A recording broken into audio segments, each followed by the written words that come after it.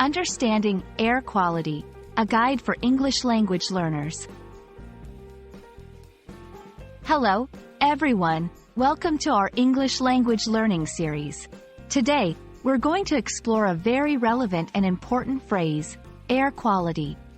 This term is not just essential for your vocabulary but also significant in understanding environmental discussions. So, let's dive in and learn about what air quality means and how it's used in everyday conversations. Air quality is a compound noun made up of two words, air and quality. Air refers to the invisible gas that surrounds us and is essential for breathing. Quality, in this context, means the condition or standard of something. When combined, air quality refers to how clean or polluted the air is. Air quality is a crucial environmental and health topic. Good air quality means the air is clean, with low levels of pollutants, making it healthy to breathe. Poor air quality, on the other hand, can be harmful.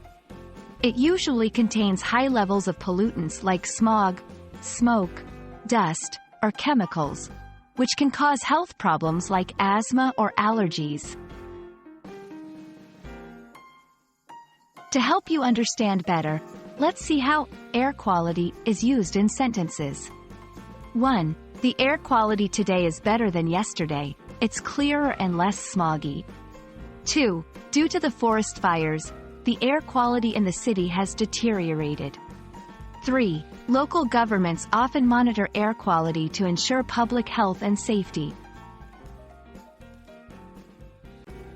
There are several related phrases that you might hear in conjunction with air quality. Air pollution refers to the presence of harmful substances in the air. Air Quality Index, AQI, a system for rating the cleanliness of the air. Emissions, these are pollutants released into the air, often from vehicles or factories.